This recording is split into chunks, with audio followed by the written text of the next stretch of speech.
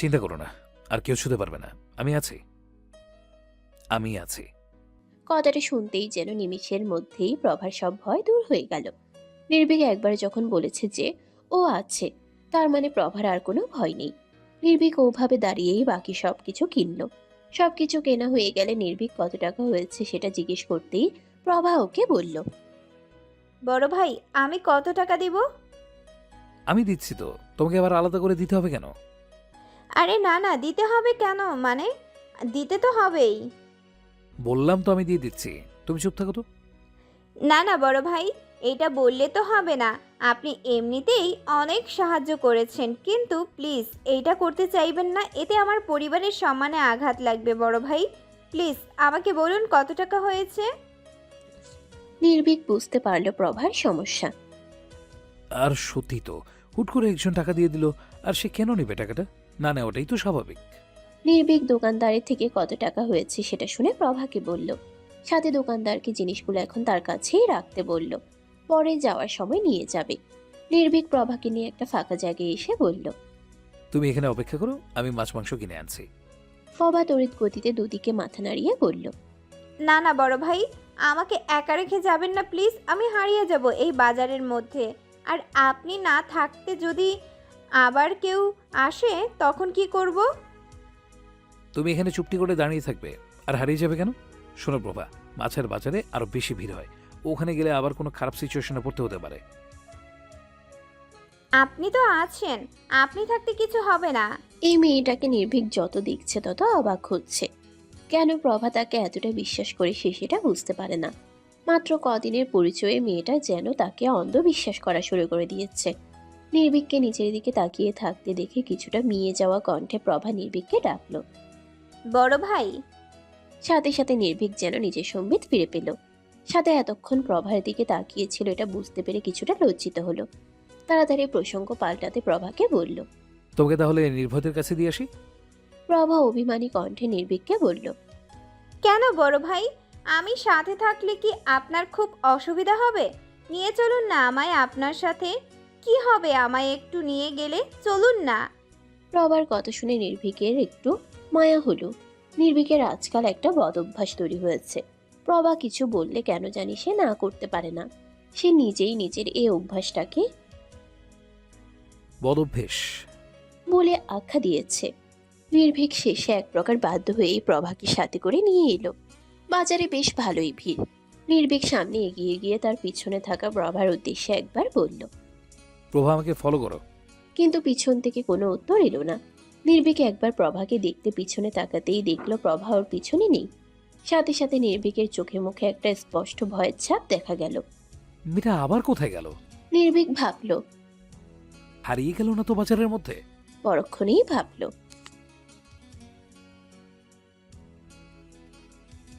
না না, হারাবে কেন? আর এখান থেকে হারালে খুঁজে পাওয়া যাবে নিশ্চয়ই। নির্ভীক প্রভাকে খুঁজতে একটু পিছনে আসতেই দেখলো প্রভা আবারও এক কোণায় দাঁড়িয়ে আছে। নির্ভীক এতক্ষণে যেন নিঃশ্বাস ছাড়লো। প্রভাকে না দেখতে পেয়ে এক মুহূর্তের জন্য তার দমটাই যেন আটকে গেছিল। সে দ্রুত পদে প্রভার কাছে এগিয়ে গিয়ে জিজ্ঞেস করলো। তোমাকে না আমার পেছন পেছন থাকতে বলেছিলাম, এখানে দাঁড়িয়ে আছো কেন? প্রভা কাচুমাচু মুখ করে উত্তর দিল। আসলে বড় ভাই, বাজারের মধ্যে ঢুকতে পারছিলাম না। আপনি তো যেমন তেমন ভাবে বাজারের মধ্যে ঢুকে গেলেন, কিন্তু আমি কি ওভাবে এত মানুষের মধ্যে ভিড় ঠেলে ঢুকতে পারি বলুন? সেজন্যই তো বলেছিলাম যে এখানে আসার দরকার নেই, তোমাকে নির্ভয়দের কাছে দিয়ে আসে। কিন্তু তুমি তো জেদ করলে। এখন যখন এত দূর এসে গেছি, তাহলে আর ফেরত যাওয়ার কোনো পথ নেই। আমার হাত ধরে এসো, একদম আমার হাত ছাড়বে না। কথাটা বলে নির্ভীক প্রভার হাত ধরে বাজারের দিকে নিয়ে গেল।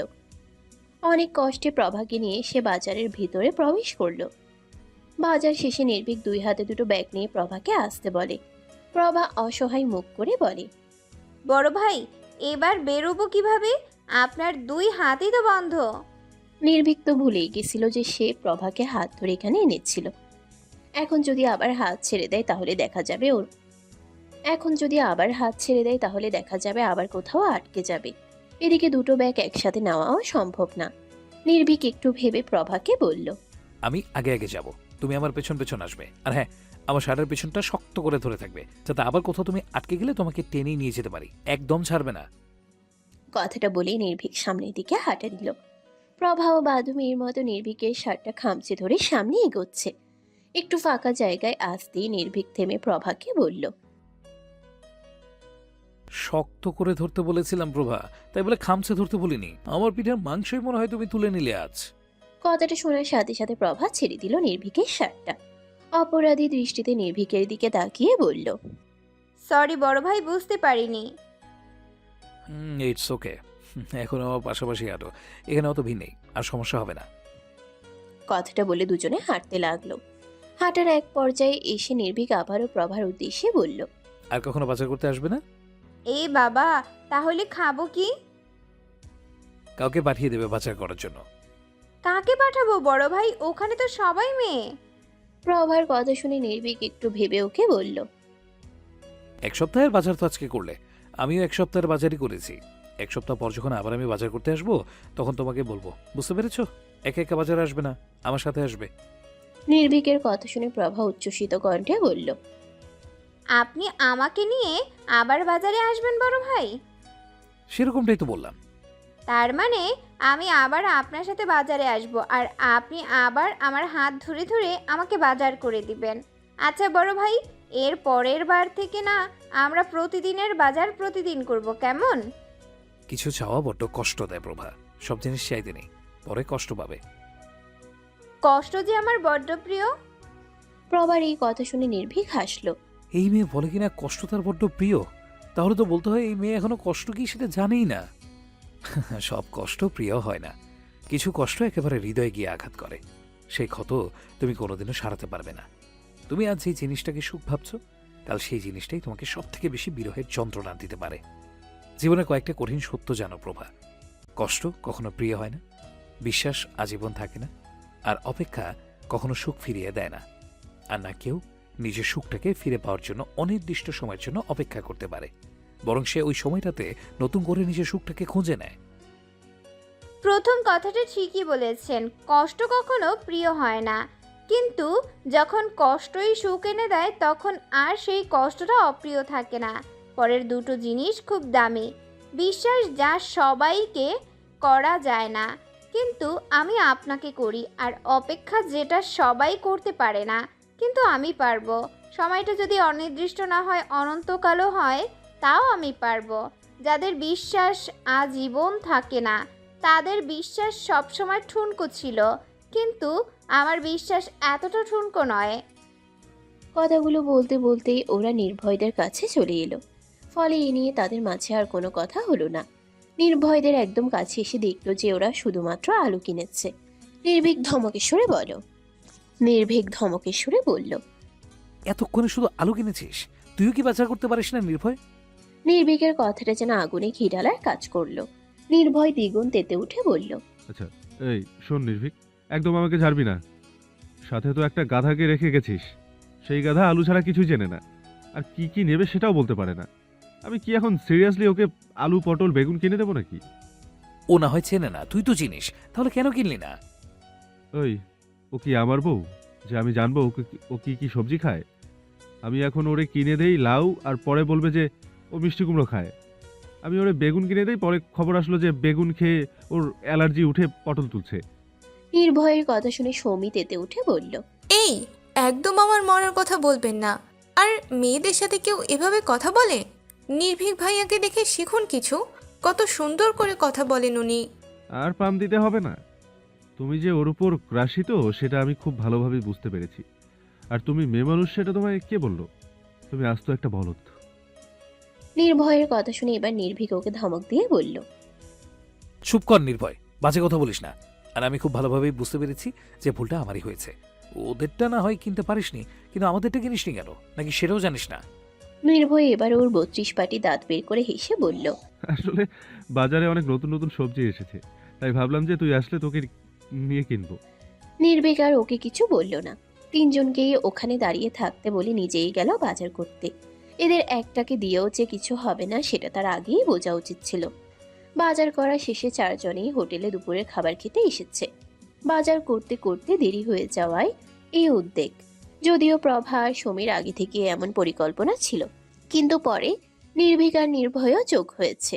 নির্ভীক প্রভাদের উদ্দেশ্যে বলল, তোমরা কি খাবে বলো? আপনিই কিছু একটা অর্ডার দিন বড় ভাই। প্রভার কথা শুনে নির্ভয় বলল। আরে কি খাবে বলতে থাকো। আজ আমরা তিনজন মিলে নির্ভীকের ক্রেডিট কার্ডের সব টাকা শেষ করব, চটপট বলে ফেলো। এখানে আলু ভাজা পাওয়া যাবে? প্রভার কথা শুনে নির্ভয় বিস্মিত কণ্ঠে বলল। কি? আমি তোমাকে বললাম যে ওর সব টাকা শেষ করব, আর তুমি বললে আলু ভাজার কথা। নির্ভীক ওয়েটারকে আলু ভাজার কথা জিজ্ঞেস করলে ছেলেটা বলল নেই। নির্ভীক প্রভাকে বলল। তুমি তো বললে তোমার চিকেন পছন্দ, তাহলে চিকেন বলি। আচ্ছা বলুন। সমী, তুমি কি খাবে? কথাটা সমীর দিকে তাকিয়ে বলতেই নির্ভীক দেখল সমী সে আগের মতোই ওর দিকে হাঁ করে তাকিয়ে আছে। নির্ভীকের প্রশ্ন শুনে সমী মহাচ্ছন্ন কণ্ঠে বলল। আপনি যেটা বলবেন সেটাই খাবো আমি। নির্ভীক ওয়েটারকে সব অর্ডার বলে দিলে সে চলে গেল। এদিকে নির্ভয় হতাশ ভঙ্গিতে বলল। সবাই যে কেন খালি তোর উপর ক্রাশ খায় আমি বুঝি না। পাশে যে আমার মতো একটা হ্যান্ডসাম ছেলেও থাকে, সেটা যেন কারো খেয়ালই থাকে না। আচ্ছা ছোট আপু, বলো তো, আমি কি দেখতে এতই খারাপ? নির্ভয়ের প্রশ্ন শুনে সমী ব্যঙ্গাত্মক সুরে বলল। আসলে কি বলুন তো ভাইয়া, আপনার চোখের সামনে সিডনির হারবার ব্রিজ থাকতে কি আপনি কলকাতার হাওড়া ব্রিজে উঠতে চাইবেন? চাইবেন না তো? আপনার ক্ষেত্রেও না ঠিক তাই হয়েছে। আপনি হচ্ছেন হাওড়া ব্রিজ আর নির্ভীক ভাইয়া হচ্ছে সিডনি হারবার ব্রিজ। সমীর কথা শুনে নির্ভয়ও সেম ব্যঙ্গাত্মক সুরে বলল। আমি না হয় হলাম হাওড়া ব্রিজ, কিন্তু মনে রেখো, হাওড়া ব্রিজে ওঠারও সবার ক্ষমতা থাকে না। আর তোমরা তো যমুনা সেতুতে ওঠারও ক্ষমতা নেই। আবার দুজন ঝগড়া লেগে গেল। নির্ভীক দুজনকে একটা ধমক দিতেই ওরা থেমে যায়। কিছুক্ষণের মাঝে খাবারও চলে আসে। এর মাঝে আর কেউ কোনো কথা বলে না।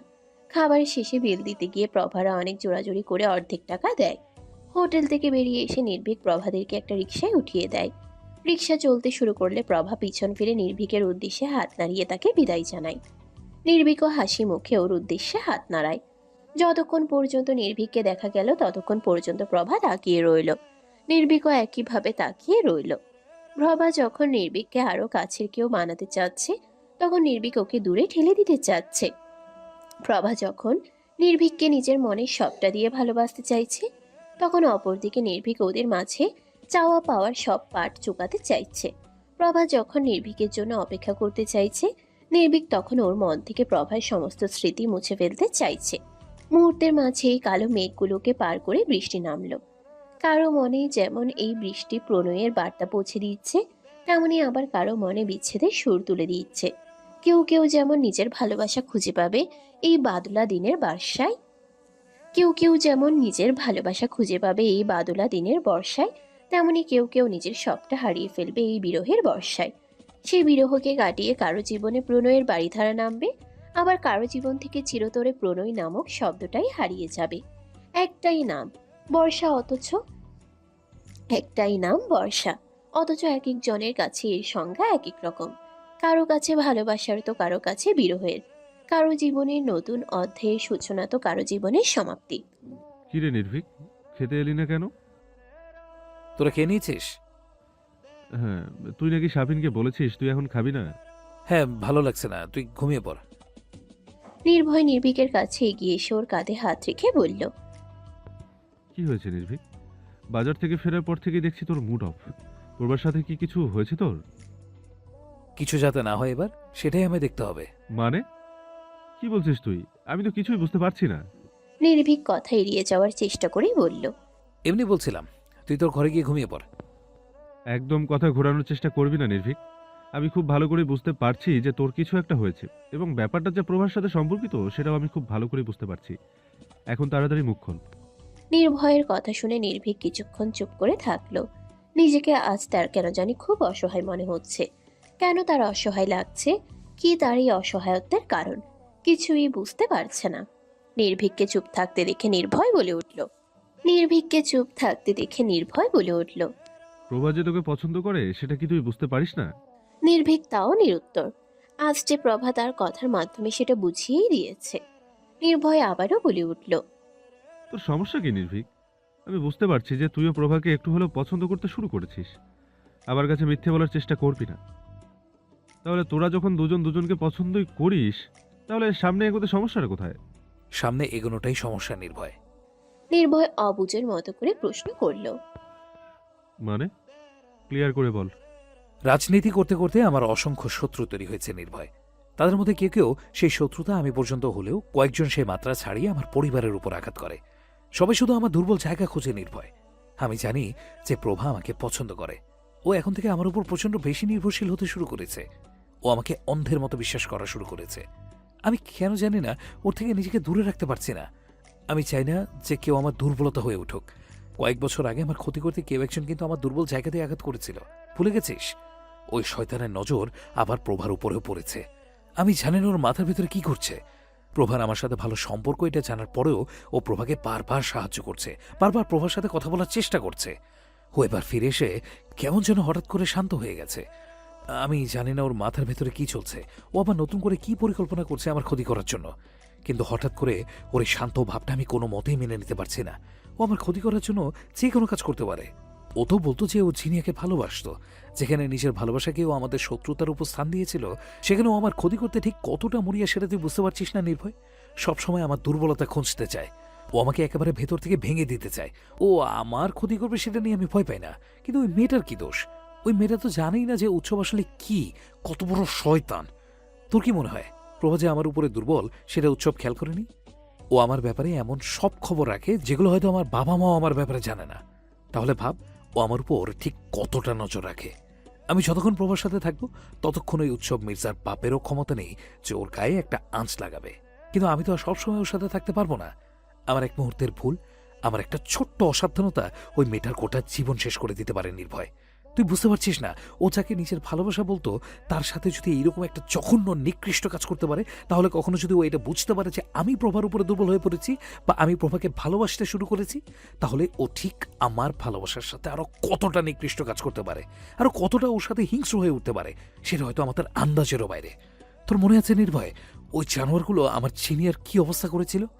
কথাটা শোনার সাথে সাথে নির্ভয় নিজের দু চোখ খিচে বন্ধ করে ফেলল। কিভাবে সে ভুলে যেতে পারে কোনো মানুষ যে কোনো মানুষের ওই অবস্থা করতে পারে? সেটা কেউ নিজ চোখে না দেখলে বুঝতে পারবে না। নির্ভীকের চোখ জোড়া ভিজে উঠেছে। পুরুষ মানুষকে নাকি কান্না মানায় না, কিন্তু কেউ যদি তার কলিজা ছিঁড়ে টুকরো টুকরো করে ফেলে তাহলেও কি সে কাঁদবে না? সেও তো মানুষ, তারও তো একটা মন আছে, তারও তো কিছু দুর্বলতা আছে। মেয়েরা তো তাও মন খুলে কাঁদতে পারে, কিন্তু ছেলেরা তো তাও পারে না। না পারে কাউকে নিজের কষ্ট বোঝাতে, আর না পারে নিজেই নিজের কষ্ট কমাতে, শুধু গুমড়ে গুমড়ে মরে। একটু থেমে নির্ভীক আবারও বলতে শুরু করে। তোর মনে আছে নির্ভয় আমার জিনিয়ার গালের চরের দাগ ছিল? ওই জানোয়ারের বাচ্চাগুলো ওকে কতই না মেরেছে। ওর হাত ব্যথা করে বলে ওর অ্যাসাইনমেন্ট আমরা দুজনে মিলে লিখে দিতাম, আর ওই শয়তানগুলো ওর হাতটা ভেঙে দিয়েছিল। ওদের কি একটু মায়া হয়নি? ওর মুখটা দেখলেই তো মায়া লাগে রে। না জানি ও কত নিজের প্রাণ ভিক্ষা চেয়েছে, ওকে সারা রাত কিচ্ছু খেতেও দেয়নি। জানিস শেষবার ও আমার কাছে একটু পানি খেতে চেয়েছিল। কথাগুলো বলতেই নির্ভীকের গলাটা ধরে এলো। কখন যে তার গাল বেয়ে দুফোঁটা অশ্রুকণা গড়িয়ে পড়েছে সেটা হয়তো সে খেয়ালই করেনি। নির্ভীক নিজের হাত দুটোর দিকে তাকিয়ে কান্না মিশ্রিত কণ্ঠে বলল, এই হাত দুটো দিয়ে আমি আমার চিনিয়াকে ওই কবরে রেখে এসেছি। আচ্ছা, ওর ওখানে আমাদের ছাড়া খুব কষ্ট হয় না? ও তো আমাদের ছাড়া থাকতেই পারতো না। তোর সাথে সারাদিন ঝগড়া করে আবার রাতে ফোন করে সরি বলতো। কথাটা বলে নির্ভীক হেসে ফেললেও নির্ভয় হাসল না। রাগী কণ্ঠে বলল, ওর আমাদের ছাড়া থাকতে কষ্ট হচ্ছে না নির্ভীক। শেষবার তো ও আমাদের ছেড়েই চলে গিয়েছিল। ও আমাদের ছাড়া ভালোই আছে। কথাটা বলে নির্ভয় সেখান থেকে চলে গেল। নির্ভীক দু হাত রেলিংয়ের উপর রেখে আকাশের দিকে তাকালো। নির্ভীক চৌধুরী আজ কাঁদছে। নির্ভীক চৌধুরী আজ কোনো মেয়ের জন্য কাঁদছে। এই দৃশ্যটা কেউ সচ্চক্ষে না দেখলে হয়তো কখনোই বিশ্বাস করতে পারবে না। সবাই তো শুধু নির্ভীক চৌধুরীর বাইরের শক্ত খোলসটাই দেখেছে, কিন্তু তার ভেতরের হৃদয়ের দহনটা কেউ দেখতে পায়নি। অন্য সবার কাছে নির্ভীক চৌধুরী একজন কঠিন গুরু গম্ভীর রাজনীতিবিদ হলেও নিজের লোকেদের কাছে যে সে একেবারে একজন সাধারণ মানুষ, যে তার আপনজনদের ভালোবাসে, তাদের সাথে সুখে থাকতে চায়। নির্ভীক নিজের দু চোখ বন্ধ করে মনে মনে ভাবল, আমি আমার শত্রুতার জন্য তোমার কোনো ক্ষতি হতে দেব না প্রভা। ওই শয়তানগুলো আমার রাগ তোমার উপরে মেটাবে। তুমি আমার কাছে খুবই পবিত্র প্রভা। আমি চাই না ওই শয়তানগুলোর ছোঁয়া তোমাকে অপবিত্র করুক। তুমি আমার জীবনের তৃতীয় নারী প্রভা, যাকে হারানোর ভয় হয় আমার। আর আমি চাই না আমার এই দুর্বলতার কথাটা কেউ জানুক। তুমি নিজেকে সামলে নিও প্রভা। আমি জানি তুমি পারবে। তোমার অনুভূতির বাঁধনগুলোকে শক্ত হওয়ার আগে আমি সেটা ছিঁড়ে ফেললাম। আর আমার অনুভূতিগুলো না হয় ভুলে যাব, আর ভুলতে না পারলে হৃদয় কোঠরে যত্ন করে রেখে দেব। আমি তোমাকে যতটা না সুখ দেব, তার থেকে অনেক বেশি আমার এই রাজনীতি, আমার এই শত্রুরা তোমাকে কষ্ট দেবে প্রভা। আজ আমি কারো কাছে প্রতিজ্ঞাবদ্ধ বলে শয়তানগুলো এখনো মুক্তভাবে শ্বাস নিতে পারছে, না হলে ওদের একটারও চিহ্ন পাওয়া যেত না কোথাও। আজ আমি কারো কাছে প্রতিজ্ঞাবদ্ধ বলে তোমার মন ভাঙতে হচ্ছে আমায়।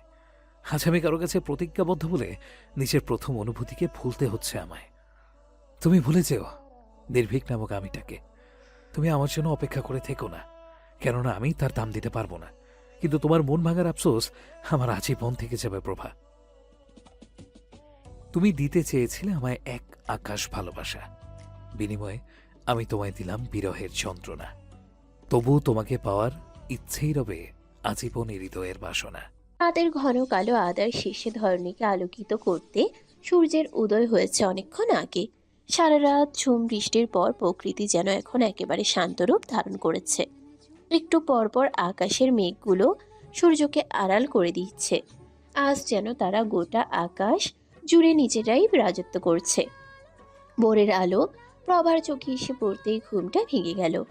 আর মোড়া ভেঙে উঠে বসে দেখল প্রতিদিনের মতো আজকেও নাবাহার সৌমি একেবারে নাক ডেকে ঘুমোচ্ছে। প্রভার চোখে যেন গোটা রাজ্যের ঘুম ভর করেছে। কিছুক্ষণ ঝিমিয়ে আবার কাঁথা মুড়ি দিয়ে শুয়ে পড়ল। সারা রাত বৃষ্টি হওয়ায় আবহাওয়াটা এখনো বেশ ঠান্ডা।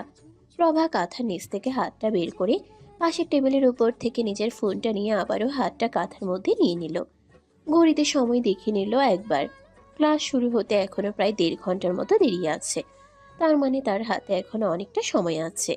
প্রভা যেই না আবার ঘুমের জন্য চোখটা বন্ধ করলো, অমনি কালকে নির্বিকের ওর হাত ধরার মুহূর্তটা মনে পড়ে যায়। এই একটা মুহূর্ত মনে করেই কাল সারা রাত প্রভা ঘুমোতে পারেনি। সেজন্যই তো এখন ঘুমের চোটে চোখ খুলতে পারছে না। নির্বিকের হাত ধরার কথাটা মনে হতেই প্রভার আবারও ঘুমটা ভেঙে গেল। কিন্তু এবার আর কাঁথা সরিয়ে উঠে বসে পড়ল না, বরং ওভাবে শুয়ে থেকে চোখ বন্ধ করিয়ে নির্ভীকের কথা ভাবতে লাগলো। এভাবেই কেটে গেল অনেকটা মুহূর্ত। সাথে মনের মাঝে অনুভূতিটা আরো একটু বিস্তৃতি লাভ করলো। প্রভার ঘুমটা নিমিষেই ছেড়ে গেল। তার মনটা এখন নির্ভীককে দেখার জন্য আকুপাকু করছে। তাড়াতাড়ি করে তাই বিছানা থেকে উঠে ফ্রেশ হয়ে নিল। শুধু 1 কাপ কফি খেয়েই বেরিয়ে পড়ল। ভাবলো নির্ভীকের সাথেই সকালের নাস্তাটা করবে। ক্লাস শুরু হওয়ার প্রায় 40 মিনিট আগেই প্রভা ভার্সিটিতে এসে উপস্থিত হয়েছে। তার এখন একটাই লক্ষ্য, নির্ভীকের সাথে সকালের নাস্তাটা একসাথে করা। এই সময়টাতে নির্ভীক ক্যান্টিনেই থাকে। প্রভাও তাই ভার্সিটিতে প্রবেশ করে সোজা ক্যান্টিনেই গেল। সেখানে গিয়ে কাঙ্ক্ষিত মুখটা দেখতে পেল। নির্ভীক নিচের দিকে তাকিয়ে আপন মনে ফোন চালাচ্ছে। কিন্তু 10 সেকেন্ডের বেশি সে তাকিয়ে থাকতে পারল না নির্ভীকের দিকে। প্রভার হাতটা মনে হচ্ছে 4 গুণ বেশি জোরে লাফাচ্ছে। নির্ভীকের পরনে আজ কালো শার্ট, কালো প্যান্ট, পায়ে কালো জুতো, হাতে কালো রঙের বেল্টের ঘড়ি, এমনকি ফোনের ব্যাক কভারটাও কালো রঙের।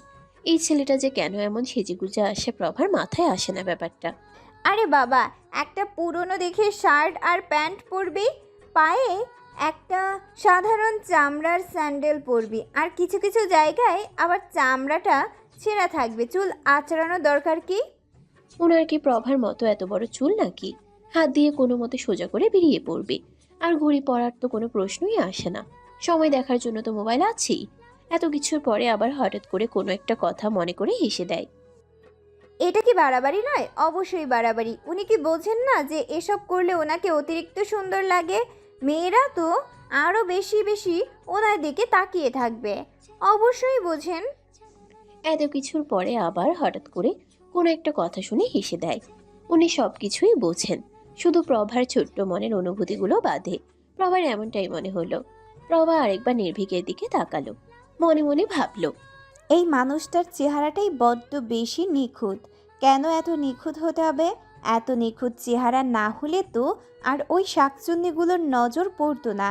এই সরু চিকন নাকের বদলে যদি নাকটা একটু বোচা হতো তাহলেই তো হতো, কিংবা গায়ের রং ফর্সা না হয়ে শ্যামলাও তো হতে পারত। আরে বাবা, আপনি থাকেন বাংলাদেশে, তাহলে চামড়াটা কেন ইংরেজদের নিতে গেলেন? আমি তো উগন্ডের গায়ের রং নিতে বলিনি।